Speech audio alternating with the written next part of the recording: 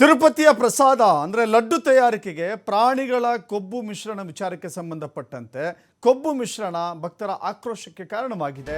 ಈ ವಿಚಾರ ಇದೆಯಲ್ಲ, ಅನೇಕರು ಕೂಡ ಬೇಸರವನ್ನು ವ್ಯಕ್ತಪಡಿಸ್ತಾ ಇದ್ದಾರೆ.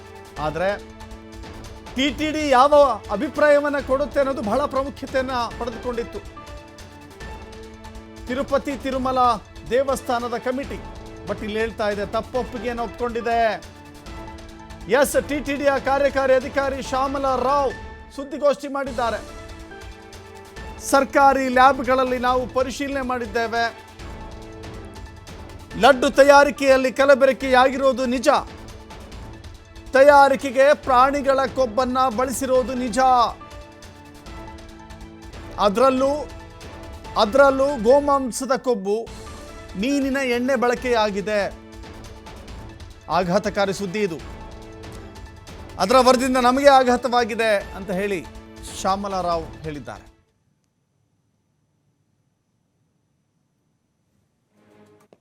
ఆయన ముఖ్యంగా ఆయన కన్సర్న్ ఎక్స్ప్రెస్ చేసింది ఏంటంటే లడ్డు క్వాలిటీ అనేది పడిపోయింది.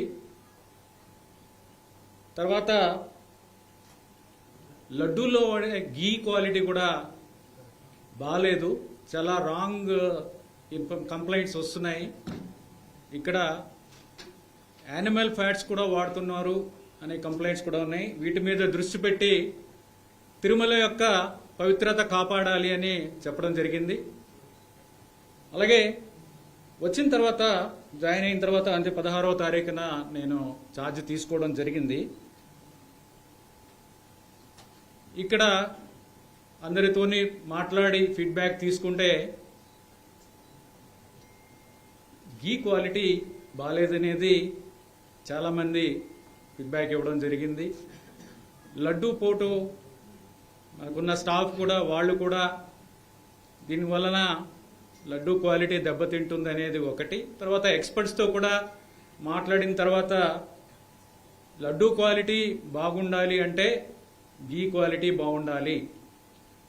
ఇది వాడేది ఏదో ఒక గీ వాడటం కాదు, ఆవు నెయ్యి, ప్యూర్ ఆవు నెయ్యి వాడాలి. అది చేయకపోతే తిరుమల యొక్క పవిత్రత దెబ్బతింటుంది అనేది ఎక్స్ప్రెస్ చేశారు. మేము కూడా స్వయంగా అందరం ఆఫీసర్స్ కూడా చూస్తే అది శాంపుల్స్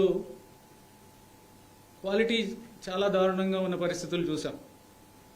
అంటే అవి నెయ్యి లేకపోతే నూనె అనే విధంగా ఉన్న పరిస్థితులు కొన్ని చూసాము. సో అందరికీ కూడా వార్నింగ్ ఇచ్చి గట్టిగా చెప్పి మీరు క్వాలిటీ సప్లైస్ చెయ్యకపోతే మిమ్మల్ని బ్లాక్ లిస్ట్ చేస్తాము అని చెప్పడం జరిగింది. తర్వాత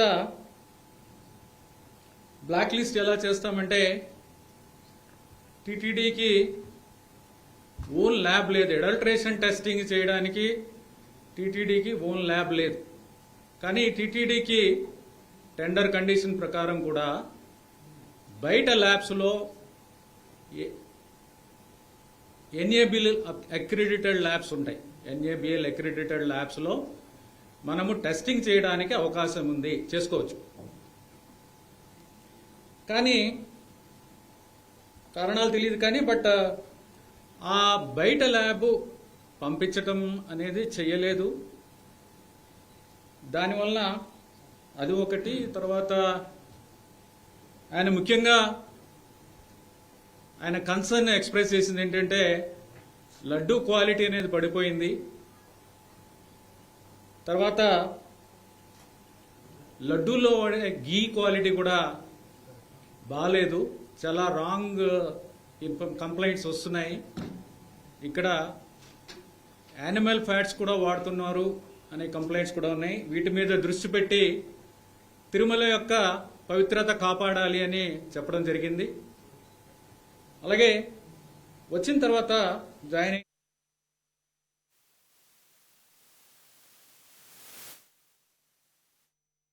ఇక్కడ అందరితోని మాట్లాడి ఫీడ్బ్యాక్ తీసుకుంటే గీ క్వాలిటీ బాగాలేదనేది చాలామంది ఫీడ్బ్యాక్ ఇవ్వడం జరిగింది. లడ్డూ పోటు మనకున్న స్టాఫ్ కూడా వాళ్ళు కూడా దీనివలన లడ్డూ క్వాలిటీ దెబ్బతింటుంది అనేది ఒకటి. తర్వాత ఎక్స్పర్ట్స్తో కూడా మాట్లాడిన తర్వాత So we heard about this laddu issue, which was going on from last couple of days. It's sentimental place for everyone in India. So this should not happen. I don't think it's happened now. I think it's a last previous government issue. So yeah, the government should now take care of that. And even there are some other concerns inside temple, but I don't think now Chandrababu Naidu will make sure that everything will be fine now. Yeah. Rupkaran. Thank you. So we heard about this. And I come yesterday for Venkatesa Darshan, and I have overall good experience from start to end. There is more people's happy feel to darshans, and I got additional laddus, and like this is good experience. Yeah, of course. There is no issue.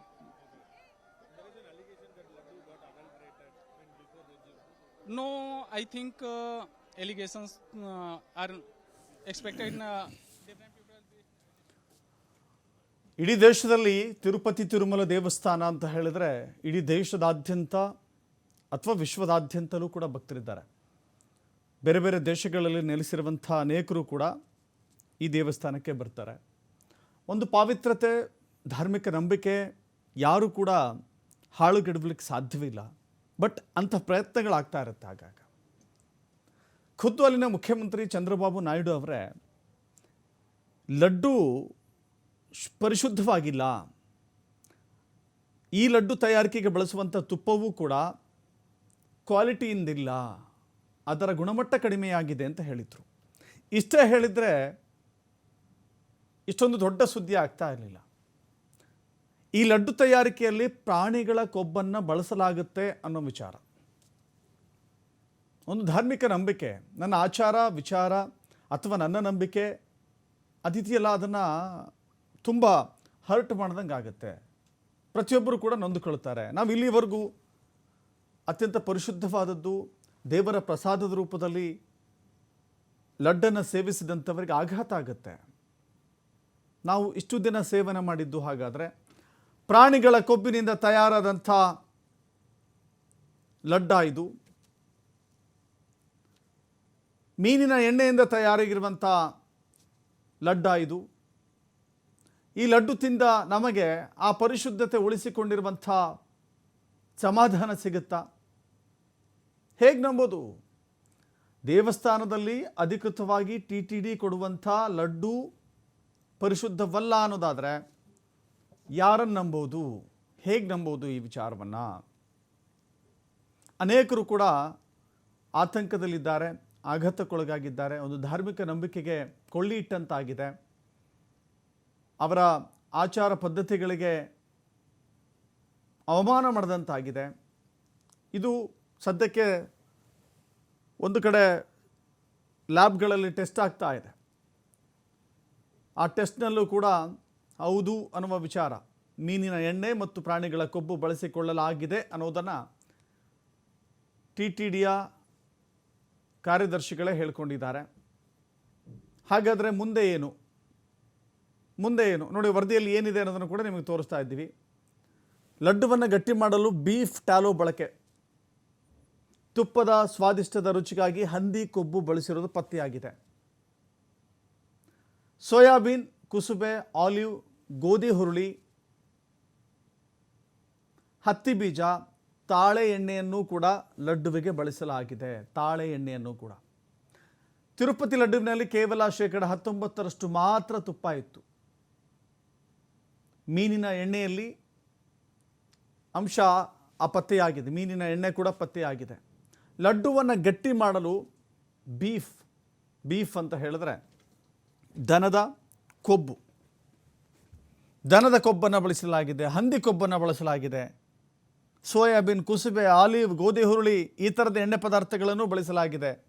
ಪರಿಶುದ್ಧವಾದ ತುಪ್ಪವನ್ನು ಬಳಸಿಯೇ ನಾವು ತಯಾರು ಮಾಡ್ತೇವೆ ಅಂತ ಹೇಳುವಂಥ ಈ ಲಡ್ಡು ಇಷ್ಟೆಲ್ಲ ಮಿಶ್ರಣಗಳನ್ನು ಹೊಂದಿದೆ ಅಂದ್ರೆ ನಿಜಕ್ಕೂ ಕೂಡ ಇದು ಆಶ್ಚರ್ಯಕರ ಸುದ್ದಿ ಇದು. ಇನ್ನು ಮುಂದೆ ಲಡ್ಡು ಖರೀದಿ ಮಾಡಬೇಕಾದ್ರೆ ಜನ 10 ಬಾರಿ ಇದನ್ನೆಲ್ಲ ಯೋಚನೆ ಮಾಡ್ತಾರೆ ಅಂತ ಕಾಣಿಸುತ್ತೆ. ಮತ್ತಷ್ಟು ಮಾಹಿತಿ ನಮ್ಮ ಪ್ರತಿನಿಧಿ ಅಥವಾ ನಮ್ಮ ಕಲೀಗ್ ಪ್ರಭು ನೀಡ್ತಾರೆ. ಪ್ರಭು, ಗಮನಿಸ್ತಾ ಇದ್ದೀವಿ ತಿರುಪತಿ ತಿರುಮಲದಲ್ಲಿ ಸಿಗುವಂಥ ಲಡ್ಡು ಅತ್ಯಂತ ಶ್ರೇಷ್ಠವಾದಂಥದ್ದು ಅಂತ ಹೇಳಿ ನಂಬಿಕೆ ಇರುತ್ತೆ. ಅದನ್ನು ಪ್ರಸಾದದ ರೂಪದಲ್ಲಿ ಹಂಚುವಾಗಲೂ ಕೂಡ ನೋಡಿ, ಅದನ್ನು ಹಂಚುವಾಗಲೂ ಕೂಡ ಚಪ್ಪಲಿ ಬಿಟ್ಟು ಹಂಚ್ತಾರೆ. ತೆಗೆದುಕೊಳ್ಳೋರು ಕೂಡ ಚಪ್ಪಲಿ ಬಿಟ್ಟು ತೆಗೆದುಕೊಳ್ತಾರೆ. ಅಂದರೆ ಆ ಲಡ್ಡು ಪ್ರಸಾದವನ್ನು ಸೇವಿಸೋದು ಅತ್ಯಂತ ಶ್ರೇಷ್ಠ ಅಂತ ಇರುವಂಥ ನಂಬಿಕೆ ಅದು. ಆದರೆ ಆ ನಂಬಿಕೆಗಳೆಲ್ಲ ಕೂಡ ಬಹಳ ದೊಡ್ಡ ಆಘಾತ, ಅಚ್ಚರಿ ಅಂತ ಅನಿಸೋದಿಲ್ವಾ ಈ ಎಲ್ಲ ವಿಚಾರಗಳನ್ನು ಸೇರಿದರೆ? ಮುಂದೇನು ಮಾಡುತ್ತೆ? ಈಗ TTDಗೆ ಗೊತ್ತಾಗ್ತಾ ಇದೆ ಇಷ್ಟೆಲ್ಲ ಅಂಶಗಳಿದೆ ಅಂತ ಹೇಳಿ. ಮುಂದೇನು ಮಾಡುತ್ತೆ? ಯಾವ ಸುಧಾರಣೆಯನ್ನು ಮಾಡುತ್ತೆ? ಜೊತೆಗೆ ಭಕ್ತರಲ್ಲಿ ಹೋಗಿರುವ ನಂಬಿಕೆ ಅದನ್ನು ವಾಪಸ್ ಕಳಿಸ್ಕೊಳ್ಳೋಕ್ಕೆ TTD ಮುಂದೆ ಇಡುವಂಥ ಹೆಜ್ಜೆಗಳೇನು ಅಂತ ಹೇಳಿ. ನಿಜಕ್ಕೂ ದಶರಥ್, ಈಗ ಇಡೀ ದೇಶಾದ್ಯಂತ ಚರ್ಚೆ ಆಗ್ತಾ ಇರೋದು ತಿರುಪತಿಯಲ್ಲಿ ಕೊಡಮಾಡುವಂತಹ ಆ ಒಂದು ಪವಿತ್ರವಾದಂಥ ಪ್ರಸಾದ ಲಡ್ಡುವಿನಲ್ಲಿ ಏನು ಹಂದಿಯ ಕೊಬ್ಬು ಅಥವಾ ದನದ ಕೊಬ್ಬು, ಮೀನಿನ ಎಣ್ಣೆಯನ್ನು ಅಥವಾ ಗುಣಮಟ್ಟದಲ್ಲದ ಕೆಲವೊಂದಿಷ್ಟು ವಸ್ತುಗಳನ್ನು ಬಳಕೆ ಮಾಡಿ ಲಡ್ಡು ತಯಾರಿಕೆ ಮಾಡ್ತಾ ಇದ್ರು ಅನ್ನುವಂಥ ಒಂದು ಆರೋಪವನ್ನು ಆಂಧ್ರ CM ಚಂದ್ರಬಾಬು ನಾಯ್ಡು ನಿನ್ನೆ NDA ಶಾಸಕಾಂಗ ಸಭೆಯಲ್ಲಿ ಮಾಡಿದರು. ಅದಾದ ಮೇಲೆ ಈಗ ರಿಪೋರ್ಟ್ನ ಕುರಿತಾದಂಥ ಕೆಲವೊಂದು ಚರ್ಚೆಗಳಾಗ್ತಾ ಇದೆ. ಗುಜರಾತ್ನಲ್ಲಿ ಅದರಲ್ಲೂ ಒಂದು ಡೈರಿಯಲ್ಲಿ ಈ ಒಂದು ರಿಪೋರ್ಟನ್ನು ತರಿಸಿಕೊಳ್ಳಲಾಗಿದೆ TDP ಕಡೆಯಿಂದ. ಬಟ್ ಆ ಒಂದು ವರದಿಯಲ್ಲಿ ಕೆಲವೊಂದಿಷ್ಟು ಅಂಶಗಳನ್ನು ಕೂಡ ಉಲ್ಲೇಖವನ್ನು ಮಾಡಿದ್ದಾರೆ. ಅಂದರೆ ಈಗ ತುಪ್ಪ ಸರಬರಾಜಾಗ್ತಾ ಇತ್ತು. ಆ ತುಪ್ಪವನ್ನು ರೆಡಿ ಮಾಡುವಂತಹ ಸಂದರ್ಭದಲ್ಲಿ ಕೆಲವೊಂದಿಷ್ಟು ಕಳಪೆ ಗುಣಮಟ್ಟದ ವಸ್ತುಗಳನ್ನು ಬಳಕೆ ಮಾಡ್ತಾ ಇದ್ರು ಅನ್ನುವಂಥದ್ದು ಈಗ ಕೆಲವೊಂದಿಷ್ಟು ವರದಿಗಳಿಂದ ಬಹಳ ಸ್ಪಷ್ಟವಾಗಿ ಮೇಲ್ನೋಟಕ್ಕೆ ಗೊತ್ತಾಗ್ತಾ ಇದೆ. ಅದರ ಜೊತೆಗೆ ಈಗ ಅಲ್ಲಿನ EO ಆಗಿರುವಂತಹ ಶ್ಯಾಮಲಾ ರಾವ್ ಅವರೇ ಇದನ್ನು ಸ್ವತಃ ಒಪ್ಕೊಂಡಿದ್ದಾರೆ ಸುದ್ದಿಗೋಷ್ಠಿ ನಡೆಸುವ ಮೂಲಕ. ಅದರ ಜೊತೆಗೆ ಮಾಜಿ ಪ್ರಧಾನ ಅರ್ಚಕರು ಕೂಡ ಇದರ ಬಗ್ಗೆ ಅನುಮಾನವನ್ನು ಈ ಹಿಂದೆನೇ ಜಗನ್ ಸರ್ಕಾರ ಇದ್ದಾಗ ವ್ಯಕ್ತಪಡಿಸಿದ್ರಂತೆ. ಆದರೆ ಅವರ ಒಂದು ಆಗ್ರಹಕ್ಕೆ ಅಥವಾ ಅವ್ರ ಬೇಡಿಕೆಗೆ ಯಾರು ಕೂಡ ಆಗ ಸಹಕಾರವನ್ನು ಕೊಟ್ಟಿರಲಿಲ್ಲ. ಬಟ್ ಅದರ ಜೊತೆಗೆ ಈಗ ಕೆಲವೊಂದಿಷ್ಟು ಜನರು ಮುಂದೆ ಬಂದು ಹೇಳ್ತಾ ಇದ್ದಾರೆ, TDP ಅಂದರೆ TTDಯಲ್ಲಿ ಕೆಲಸ ಮಾಡಿದಂತಹ ಕೆಲವೊಂದಿಷ್ಟು ಮಂಡಳಿಯ ಅಲ್ಲಿನ ಕೆಲವೊಂದಿಷ್ಟು ಅಧಿಕಾರಿಗಳಾಗಿರ್ಬೋದು ಅಥವಾ ಈ ಹಿಂದಿನ ಅರ್ಚಕರಾಗಿರ್ಬೋದು ಬಂದು ಒಪ್ಕೊಳ್ತಿದ್ದಾರೆ, ಹೌದು ಇಲ್ಲಿ ಬಳಕೆನ ಮಾಡಲಾಗ್ತಿತ್ತು, ಆದರೆ ಆ ಸರ್ಕಾರ ನಮ್ಮ ಹೇಳಿಕೆನ ಗಂಭೀರವಾಗಿ ತೆಗೆದುಕೊಳ್ಳಿಲ್ಲ ಅಂತ ಹೇಳಿ. ಬಟ್ ಇಲ್ಲಿ ಗೊತ್ತಾಗ್ತಾ ಇರೋದು ಕೋಟ್ಯಾಂತರ ಭಕ್ತರ ಒಂದು ಭಾವನೆಗಳಿಗೆ ಧಕ್ಕೆಯಾಗಿದೆ ಅನ್ನುವಂಥದ್ದು ಬಹಳ ಸ್ಪಷ್ಟವಾಗಿ ಗೊತ್ತಾಗ್ತಾ ಇದೆ. ಅದರಲ್ಲೂ ಕೂಡ ದಿನನಿತ್ಯವೂ ಕೂಡ ಸಾವಿರಾರು ಟನ್ ತುಪ್ಪ ಆಗಿರ್ಬೋದು, ಅದರದ್ದು ಗೋಡಂಬಿ ಆಗಿರ್ಬೋದು, ಒಣ ದ್ರಾಕ್ಷಿ ಆಗಿರ್ಬೋದು, ಸೋಯಾಬೀನ್ ಆಗಿರ್ಬೋದು, ಏಲಕ್ಕಿ ಆಗಿರ್ಬೋದು, ಈ ರೀತಿ ಕೆಲವೊಂದಿಷ್ಟು ವಸ್ತುಗಳನ್ನೇನು ಬಳಕೆ ಮಾಡ್ತಾರೆ. ಇದು 6 ತಿಂಗಳ ಕಾಲ ಲಡ್ಡುವನ್ನು ಶೇಖರಣೆ ಮಾಡಿ ಇಡಬಹುದಾದಂತಹ ಒಂದು ಗುಣಮಟ್ಟವನ್ನು ಹೊಂದಿರುತ್ತೆ. ಆದರೆ ಜುಲೈ ತಿಂಗಳು ಈ ಹಿಂದೆ ಜಗನ್ಮೋಹನ್ ಸರ್ಕಾರ ಆಡಳಿತದಲ್ಲಿ ಇದ್ದಂತಹ ಸಂದರ್ಭದಲ್ಲಿನ ಕೆಲವೊಂದಿಷ್ಟು ಲಡ್ಡುಗಳನ್ನು ಈ ಹಿಂದೆ ವರದಿಗೆ ಕಳಿಸಿಕೊಡಲಾಗಿತ್ತು. ಅದಾದಮೇಲೆ ಜುಲೈ 16ಕ್ಕೆ ಈ ಒಂದು ವರದಿಯ ಒಂದು ಕಂಪ್ಲೀಟ್ ಆದಂತಹ ಚಿತ್ರಣ ಬಯಲಾಗಿದೆ. ಬಟ್ ಈಗ ಅದನ್ನು ಬಿಡುಗಡೆ ಮಾಡಿದ್ದಾರೆ. ಸ್ವತಃ ಅಲ್ಲಿರುವಂತಹ ಅಧಿಕಾರಿಗಳು ಇದನ್ನು ಒಪ್ಕೊಳ್ತಾ ಇದ್ದಾರೆ ಅಂತ ಹೇಳಿದ್ರೆ ಖಂಡಿತ ಜಗನ್ಮೋಹನ್ ಸರ್ಕಾರದ ಅವಧಿಯಲ್ಲಿ ಲಡ್ಡುನ ಯಾವ ರೀತಿ ತಯಾರಿಕೆ ಮಾಡಲಾಗ್ತಿತ್ತು ಅನ್ನೋದು ಈಗ ಒಂದೊಂದೇ ಸ್ಫೋಟಕವಾದಂತಹ ಅಂಶಗಳು ಪತ್ತೆ ಆಗ್ತಾ ಇದೆ. ಇನ್ನು ಹೈಕೋರ್ಟ್ನಲ್ಲೂ ಕೂಡ ಇದರ ಬಗ್ಗೆ ವಿಚಾರಣೆ ಕೂಡ ಕೆಲವೇ ಹೊತ್ತಿನಲ್ಲಿ ನಡೆಯುತ್ತೆ. ಯಾಕಂತ ಹೇಳಿದ್ರೆ ಈಗ ಬೇರೆ ಬೇರೆ ದೇಶಗಳಲ್ಲೂ ಕೂಡ ವೆಂಕಟೇಶ್ವರನ ಭಕ್ತರು ಕೂಡ ಇರುವುದರಿಂದಾಗಿ ಅವರ ಪಾವಿತ್ರತೆಗೆ ಧಕ್ಕೆ ಬಂದಿದೆ. ರಾಜಕೀಯ ಒಂದು ಆಯಾಮವನ್ನು ಕೂಡ ಈ ಒಂದು ಲಡ್ಡು ಕೆಲವೊಂದಿಷ್ಟು ಕಲಬೆರಕೆ ವಸ್ತುಗಳನ್ನು ತೆಗೆದುಕೊಂಡು ಪಡ್ಕೊಂಡಿದೆ. ಹಾಗಾಗಿ ಇದು ಕೇವಲ ರಾಜಕೀಯಕರಣಗೊಳ್ಳಬಾರ್ದು. ಅದರ ಜೊತೆಗೆ ಲಡ್ಡುನ ತಯಾರಿಕೆ ಮಾಡುವಂತಹ ವಿಧಾನಗಳು, ಅದರ ಗುಣಮಟ್ಟದ ಬಗ್ಗೆ ಈಗ ಸಹಜವಾಗಿ ಹಂತವಾಗಿ ಪ್ರಶ್ನೆಗಳು ಏಳೋಕೆ ಶುರುವಾಗಿದೆ. ಬಟ್ ಒಂದಂತೂ ಸ್ಪಷ್ಟವಾಗಿ ಗೊತ್ತಾಗ್ತಾ ಇದೆ, ಇಲ್ಲಿವರೆಗೂ ಗೊತ್ತಿರಲಿಲ್ಲ. ಯಾಕಂತ ಹೇಳಿದ್ರೆ ಕಣ್ಣು ಮುಚ್ಕೊಂಡು ಆ ಪ್ರಸಾದವನ್ನು ಲಡ್ಡುವನ್ನು ಸ್ವೀಕರಿಸ್ತಾ ಇದ್ರು. ಅದರ ಜೊತೆಗೆ ಆ ಲಡ್ಡು ಹಿಂದೆ ಏನೆಲ್ಲ ಬಳಕೆ ಮಾಡಿದ್ದಾರೆ ಅಥವಾ ಯಾವ ತುಪ್ಪವನ್ನು ಬಳಕೆಯನ್ನು ಮಾಡಿದ್ದಾರೆ ಅಂತ ಹೇಳಿ ಸಹಜವಾಗಿ ಯಾರು ಕೂಡ ಪ್ರಶ್ನೆ ಮಾಡ್ತಾ ಇರಲಿಲ್ಲ.